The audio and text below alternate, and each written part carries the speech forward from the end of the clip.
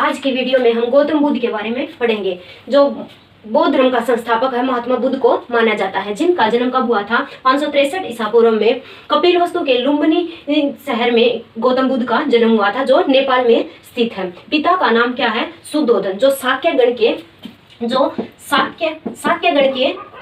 के मुखिया थे। उनका पिता शुद्धोधन था। महात्मा बुद्ध के बचपन का नाम क्या था? सिद्धार्थ। महात्मा बुद्ध को बचपन में सिद्धार्थ कहकर पुकारा जाता था। माता का नाम महामाया। महात्मा बुद्ध के जन्म के 7वें दिन ही उनकी माता महामाया का निधन हो गया था। गौतम बुद्ध का पालन पोषण उनकी मौसी प्रजापति गौतमी ने किया था। पत्नी का नाम क्या था? यशोधरा। 16 वर्ष की आयु में ही महात्मा बुद्ध का विवाह यशोधरा से करा दिया गया था।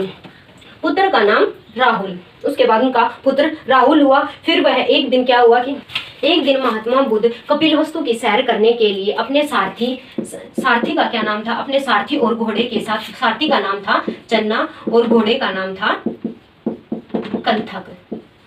अपने सारथी और घोड़े चन्ना और कंथक के साथ कपिलवस्तु की सैर करने के लिए निकल गया। सबसे पहले उन्होंने बूढ़ा व्यक्ति देखा, दूसरे नंबर पर उन्होंने एक बीमार व्यक्ति देखा, फिर क्या देखा कि शव मतलब एक मृत्यु इंसान की अर्थी को जाते हुए देखा। आखिर में उन्होंने एक सन्यासी व्यक्ति देखा। इन सभी में कंपेयर करने के बाद उन्होंने क्या देखा कि एक सन्यासी व्यक्ति है जो अपने मोह माया त्यागा बैठा है, उसे किसी से भी दुनियादारी के बारे में कोई लेना देना नहीं है। उन्होंने सबसे अच्छा एक सन्यासी बनना ही अच्छा लगा। 29 वर्ष की आयु में उन्होंने अपना घर त्याग दिया। 29 वर्ष की आयु में फिर जो बौद्ध धर्म में क्या कहा जाता है? महाविष्णुकर्मण कहा जाता है। उनके पहले गुरु का क्या नाम था? आलार कलाम। महात्मा बुद्ध के पहले गुरु का नाम आलार कलाम था, जिससे उन्होंने सांख्य दर्शन की भी शिक्षा ग्रहण की थी। फिर उन्होंने 6 वर्ष की कठिन तपस्या कितने वर्ष की? 6 वर्ष की कठिन तपस्या करने के बाद 35 वर्ष की आयु में वैशाख की पूर्णिमा की रात निरंजना नदी के किनारे पीपल वृक्ष के नीचे उन्होंने महात्मा बुद्ध को ज्ञान प्राप्त हुआ। उस जगह को जहाँ पर उन्होंने एक ज्ञान प्राप्त किया था उसे बोध गया के नाम से जाना जाने लगा। और जिस वृक्ष के नीचे महात्मा बुद्ध ने ज्ञान प्राप्त किया था उस वृक्ष को भी बोधि वृक्ष के नाम से जाना जाने लगा। पहला उपदेश उन्होंने सारनाथ में दिया था। वह महात्मा बुद्ध अपना उपदेश कौन सी भाषा में देते थे? पाली भाषा में महात्मा बुद्ध अपने उपदेश देते थे, जिन्हें उपदेश को वह बौद्ध धर्म में क्या कहा जाता है? धर्मचक्र प्रवर्तन कहा जाता है। सबसे ज्यादा उपदेश महात्मा बुद्ध ने कौशल देश के राजधानी श्रावस्ती में दिए थे। महात्मा बुद्ध के अनुयायी शासक कौन कौन थे? बिंबिसार, प्रसेनजित, उदयन।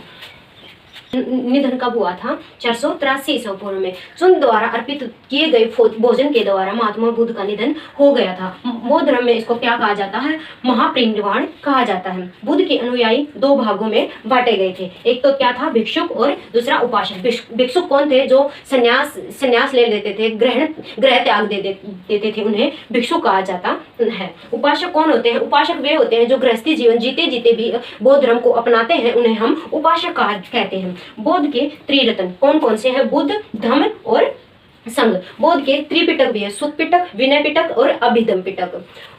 बौद्ध धर्म का धार्मिक त्योहार कौन सा है? वैशाख पूर्णिमा, जिसे बुद्ध पूर्णिमा के नाम से भी जाना जाता है। इसे क्यों मनाया जाता है? क्योंकि बौद्ध धर्म का जन्म, बौद्ध धर्म का ज्ञान और बौद्ध धर्म का महापरिनिर्वाण भी वैशाख के दिन ही हुआ था। अब देखेंगे पहली बौद्ध संगीति कब हुई थी? 483 ईसा पूर्व में। कौन सी जगह पर? राजगृह पर। अध्यक्ष कौन थे? महाकश्यप। उसके किसके शासनकाल में? अजातशत्रु के शासनकाल में भारत बौद्ध धर्म की पहली बौद्ध संगीति हुई थी। दूसरी किस समय हुई थी? 383 ईसा पूर्व में। कौन सी जगह पर? वैशाली जगह पर। अध्यक्ष सभाकामी थे। और किसके शासनकाल में? कालाशोक के शासनकाल में दूसरी बौद्ध संगीति हुई थी।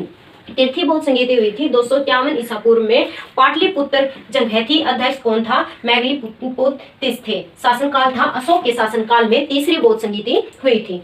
आखिरी और चौथी बौद्ध संगीति पहली ईस्वी की प्रथम शताब्दी में कुंडलवन नामक जगह पर। अध्यक्ष कौन थे? वसुमित्र। और उपाध्यक्ष अश्वघोष थे। किसके शासनकाल में? कनिष्क के शासनकाल में चौथी बौद्ध संगीति हुई थी। चौथी बौद्ध संगीति होने के बाद बौद्ध धर्म को 2 भागों में विभाजित कर दिया गया था। पहला तो हीनयान, बौद्ध धर्म को 2 भागों में बांटा गया, हीनयान और महायान।